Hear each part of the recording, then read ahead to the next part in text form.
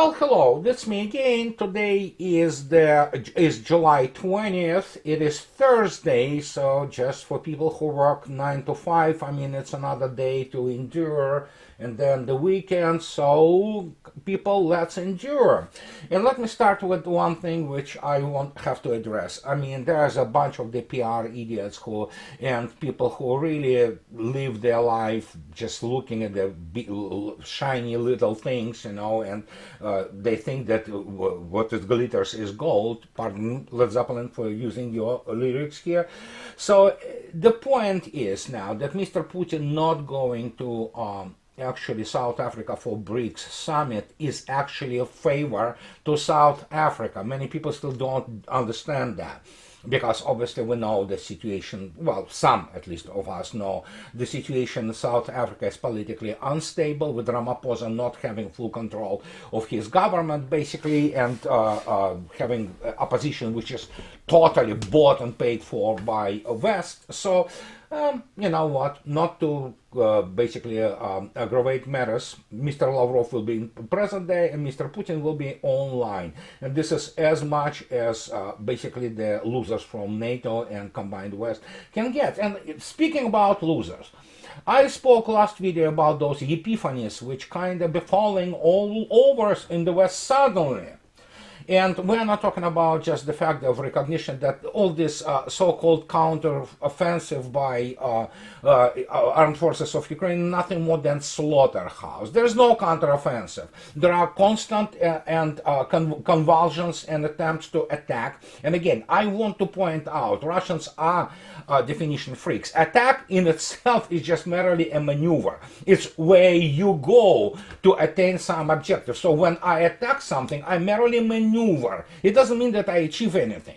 So, but yeah, they were attacking and they were annihilated in, I mean, industrial numbers. And yet, as you can see yourself, today's aggregate from Russian Minister of Defense on, if you look at the 20th, yet another battalion wiped out of the KIAs. Some tanks have been moved out under the basically watchful eye of Russian Ka-52s and Mi-28 helicopters, Russian combat close air support aviation, and all those drones, and 6 of them have been wiped out immediately, then 9 vehicles, and as you can see yourself, the butcher bill, aggregate butcher bill from the start of July is 13,865 TIAs, so add those 26,300, what have you, from the start of the so-called counteroffensive in June 4th, you have 40,000+ killed. And so if you look attentively at the total number of the casualties, we're looking probably at around 100,000 casualties just for the last month and a half. So there you go.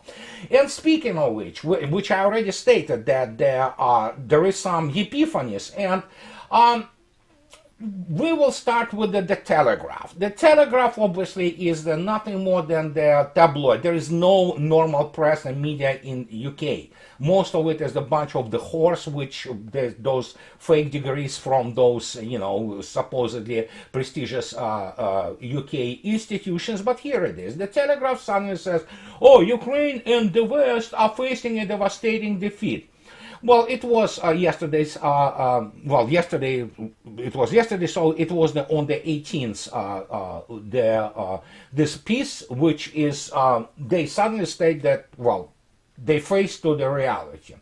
One have to ask the question, why? Well, it's not the only epiphany. And here we comes, in this particular case, to this whole British issue.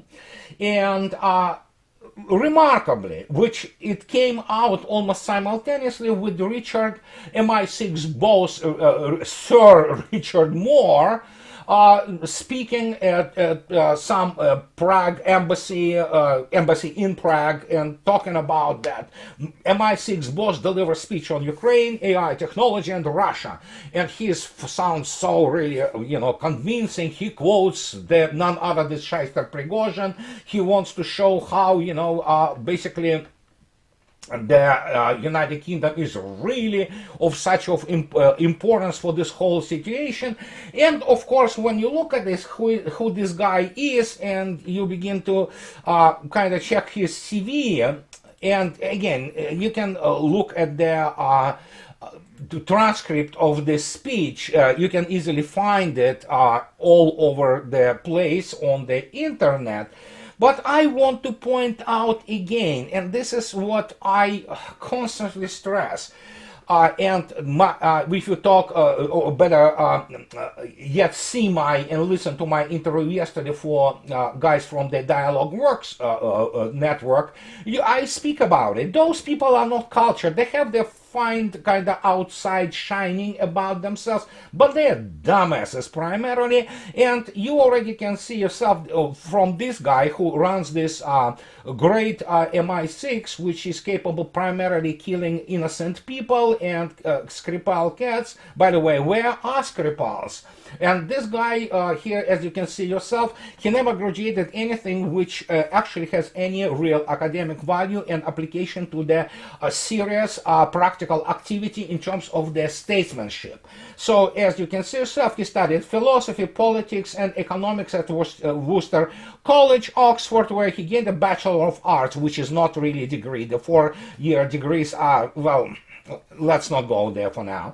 And then he won a Kennedy Scholarship to study Kennedy School of Government in Harvard University. You can see the products of this Kennedy School of Government and Harvard University primarily in Biden's administration and those people who won't be able to run 7-Eleven store. And that's the guy who talks about, things, and he thinks that Britain's so important.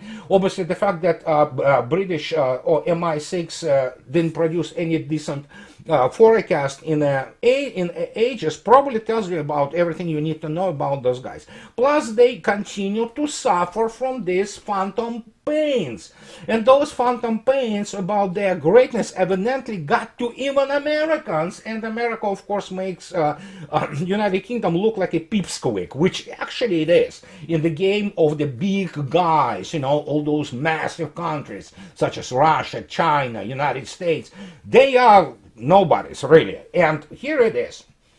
Don't take my word for it. I just go to American media, and guess what? Bloomberg 2 days ago. It's all kind of with a coincidence with this Richard Moore guy who runs MI6, and it's like contradicts him completely, because obviously when you read the transcript of Moore's speech there, it's a complete delusion. The guy is, I understand he needs to toe the line, party line, and come up with the BS. But here is your Bloomberg who says Britain should stop pretending it's a rich country. The most important thing to grasp about Britain is that it is nowhere near as rich as it thinks it is. There are good reasons for the wealth illusion. The country has inherited a magnificent legacy from its industrial and imperial past. A handful of elite universities and companies keep Britain on the cutting edge of new technologies such as AI and vaccines. I stop reading here, but yeah, AI, I'm not going to go to even there, because evidently people do not understand what AI is. It's a meme. It's the same crap as Musk's Teslas, which are, by the way, burning like crazy. And so, but if you look at that, the only cutting edge the United Kingdom has today is obviously Rolls-Royce, its ability to produce those engines. But in the rest of it, and literally the rest of it, I don't see anything good about it. I mean, it's all kind of backward, and I agree with this, however, statement made out of the wrong reason. But yeah, they inherited a magnificent legacy from its industrial and imperial past. It's over. It's over. Territorially, it's a small island, or rather, archipelago of the islands in the Atlantic Ocean. They are close to Europe. They still pretend that they are in the Victorian times, but they don't have real navy. They don't have real armed forces. And when Richard Moore comes out about talking about how he can on MI6 forecasts or analyzes their special military operation, I read my lips. They have zero people who know what they are observing. And hey, MI6, if you hear me, yeah, you don't. So, and when you put this together, you begin to understand that, oh my God, what is happening now? You have those basically recognition that, oh my God, we have this situation with Jake Sullivan coming up and saying that, oh my God, we cannot do this and that. And then you can have Mr. Milley who says that, yeah, you know what, we don't want to send those aircraft and we don't want to send this and that because we don't have any. And so when you begin to look at this, as I already mentioned, you get to the point that even our clown, the guy who passes in Forbes for some kind of military dude, he is actually the artist, comic artist. He was concussed in Afghanistan while visiting US troops there. So that's all his claim to the expertise. He knows nothing. He has zero background. But look at this. Even this clown who is, you know, rah-rah, American exceptionalist, and he talks about himself. I write about ships, planes, tanks, drones, missiles, and satellites. Well, I write erotic novels, but they are so bad nobody takes them in. So that doesn't make me the specialist in the erotics. Well, David X is pretty much the same thing. You know, he writes about ships. Doesn't mean that he understands what he's writing about. But even this clown has to admit, actually 4 days ago, that Ukrainian Marines used shock tactics to terrify Russian troops. In one battle, it took just a single Russian tank to end the shock. Well, yeah, when you have this guy admitting it, and we have this whole kind of spectrum of things which are basically go around today in the media sphere in the West, it's like, what happened? Oh, we know what happened. We know what happened. You cannot live a narrative. Life is not virtual reality. You need to eat food, real food. Even vegetables, I mean, the vegan diet is also just based on something tangible, you know, like vegetables. And you need to eat meats, you need to do something tangible, you need to go and cook them on the stove, you need to go and get into the car, which is made out of metal, plastic, composite materials. You need to put some freaking oil, I mean fuel, gasoline into it. You need to pay it in with real money for that. You need to go and work in some building or some production plant, which has on its manufacturing floor all kinds of those machining centers, you know, which cut metals, cut composites, cut plastics, and it's all real.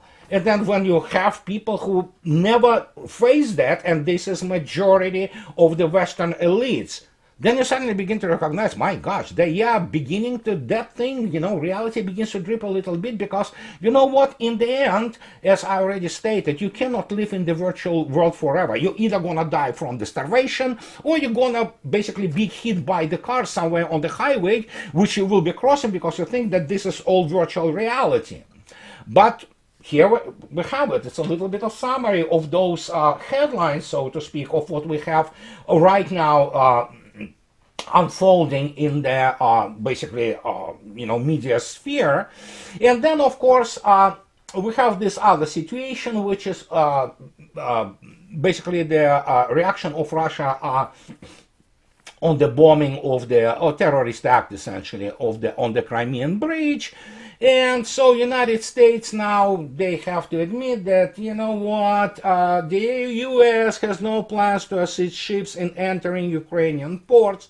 White House Press Secretary Karine Jean-Pierre confirmed on Wednesday, responding to a reporter's question about the Russian Ministry of Defense, warning that all ships headed for Ukrainian ports in the Black Sea would be considered military targets. They would be. And here's the more elaboration. However, when asked how the US planned to shore up naval capabilities, she offered only a vague pledge to make sure they have what they need to defend themselves. Well, I have to immediately comment on that, because they do not have and will not have what they need to quote-unquote defend themselves, because the United States doesn't have to provide what to provide them with. So, and you know, so when speaking about this 1.3 military aid package again announced by Pentagon on Wednesday, Ukraine will also receive National Advanced Surface-to-Air Missile Systems, Phoenix Ghost and Switchblade drones, additional artillery rounds, which are of course cluster ammunition, and mine clearing equipment. So, and they give the aggregate number of 42.6 billion, which United States supplied Ukraine. But I want to go and address this issue of this national, well, actually it's NASAMS, National Advanced Surface Air Missile System. And as I already stated, many times, they are still assessing basically the craters from which allegedly is damage from the Russian Kinzhal and fake targets on the Patriot Pac-3. 5 of them complexes have been annihilated, wiped out from the table for operation, organization and equipment, or battle, order of battle of the armed forces of Ukraine. And so let's see what NASAMS is. And again, NASAMS was also obliterated on many occasions, so I lost the count how many of them. I believe most of them have been obliterated. And so here it is. And we start with the issue of Air Power Australia on the 7th of January 2009, and this was the article which was written about actually the core of the NASAMS. And the core of the NASAMS is AMRAAM, AIM-120, AMRAAM air-to-air missile. And the only basically advantage of this NASAMS complex is the fact that they call it distributed, which it is, and you can move the radar from the launches up to 20 kilometers. Well, most of the modern air defense systems, they can move their radar and command and control systems of their complexes away for a number of kilometers away from their launchers. So this is not the point. The point here is that this is about AIM-120, which is the main missiles for the NASAMS. And it is written by Wing Commander Chris Mills, Royal Australian Air Force. So it's not some kind of amateur like David X or whoever those people from MI6 are. And that's what they write. And this was written, guys, 14 years ago. And look at, so here it is. And when he's talking about AMRAAM, which is this is the longest missile they have, longest range missile. They have AIM-120, which is around 120 kilometers. They have allegedly some version of it which should come up sometime in the nearest future with a range of up to 160 kilometers, but here it is. And he is talking about that operationally the AIM-120 during the what is called benign targets practice, which means what? Straight flying, no threat, basically target. And they achieved 10 BVR kills from 17 shots with a basically a kill probability of 59% against benign or dumb targets. The AIM-120 has been tested in over 200 test firings and with a reliability of 85%. So statistically speaking, about one of those 4 AIM-120s will be a dud. So, but it's not just the fact that more of them will be at that, but even already in 2009, they already write about, they write about Su-35BM. Today Russia uses, of course, Su-35S, which are much more advanced. And here they explain the situation with this AIM-120, which is also part of the NASAMS air defense complex, which Ukraine supposedly will get again and will lose it again because it will be annihilated. Aircraft like the Su-35BM are equipped with a range of defensive measures: digital radio frequency memory jammers, missile approach warning systems, towed decoys, chaff, helmet-mounted sights to cue agile missiles like the R-74, well, it's R-73, R-74 Archer against less agile BVR missiles. And in all those defenses fails, extraordinary agility can outrun incoming high Mach BVR missile. Yes, they are actually American missiles are not as maneuverable as the Russian ones. So especially they have Mach 4 speed. And when you read it about this value of NASAMS from Kronberg, who produces this basically complex, that you see that NASAMS employs, the rate on the AIM-RAM as the basic missile, identical to the AIM-RAM used on fighter aircraft. The dual-use concept has operational advantages and it reduces logistics cost. Let me put it this way. It has zero operational advantages because obviously a real serious air defense complex has to have usually their boutique or specially designed missiles for them. And although AMRAAM has the active radar seeker in it, in the modern electronic warfare and jamming environment, such as provided by Russian latest helicopters and aircraft such as Su-30 SM-2s or Su-35S or let alone Su-57, you know what, their effectiveness drops dramatically. It doesn't mean that they are not dangerous. They are dangerous. They can shoot down, for example, a helicopter. They can shoot down other type of the targets. But if you look attentively, including in the losses of Russians, the Russians do lose, obviously, some tanks. They lose some APCs. They lose, obviously, some personnel. There was very little as of lately, and as of lately being basically the last year, in terms of Russia losing any kind of aircraft to the especially air defense complexes. No. And that's the whole point. That's the reality of this whole situation, because in the end, it doesn't matter even if you have your 20 kilometers between your radar and command and control of the air defense complex, and it's 20 kilometers and its launcher, because launchers are in of themselves are not that important, really. It is a command and control system which actually detects, tracks, develops the track or the target and develops firing solution.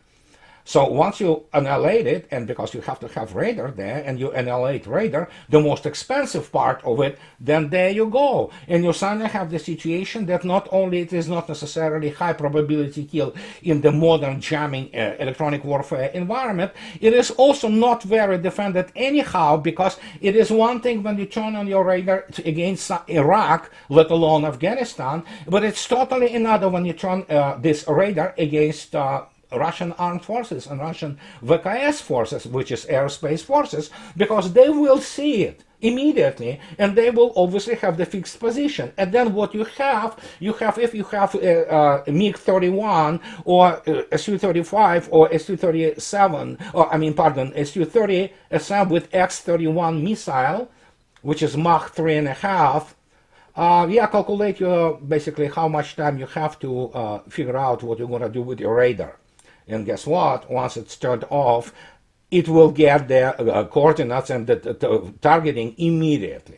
And that is why they really try to avoid turning on radar. That's how the Russians conduct their SIAD, suppression of the enemy air defense. And again, I am on record. You can quote me that actually the coalition forces SIAD against Saddam Hussein's so-called army in 1991, it's a chicken feed, it's child's play compared to what Russia already wiped out more than 150 air defense complexes, and those are not those good old S-75s, and especially with the fiber optics connection, which was installed by French, and of course French gave it up all to the coalition forces in 1990. So when you look at this, it's like, yeah, there's no discussion even before, and I am on the record, and I will repeat it as many times as necessary, that what you observe today, you observe the first real modern war, and the guys who perform it are Russians, and the scale of it,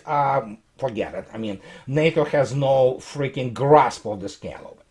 So, but that brings us also to the issue of,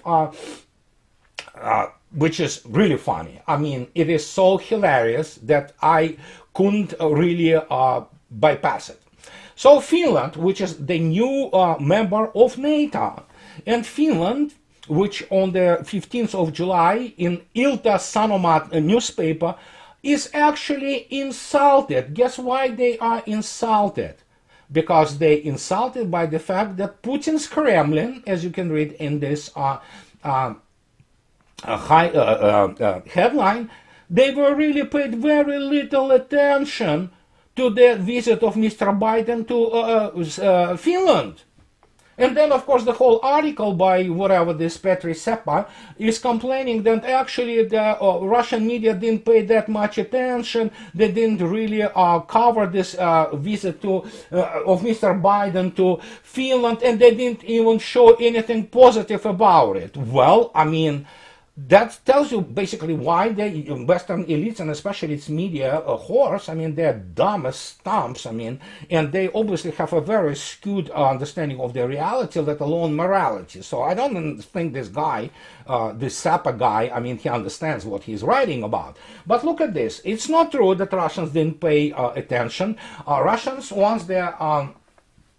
once Finland has been admitted to NATO, Russians, they lost any interest in communicating with Finland because Finland, you know what, they decided to really make themselves an enemy of Russia. And in this case, Russians don't care about the status of Finland.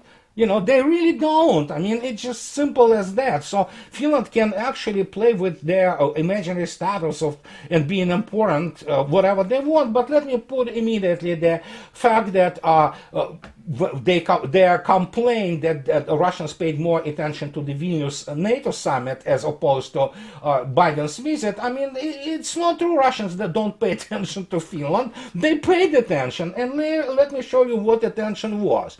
As you can see yourself from there,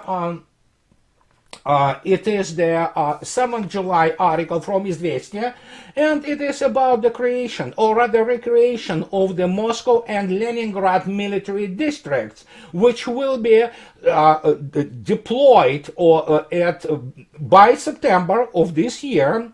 Some of the units, the deployment and basically its establishment will continue to happen until the end of the year. And guess what is written, especially about Leningrad military district?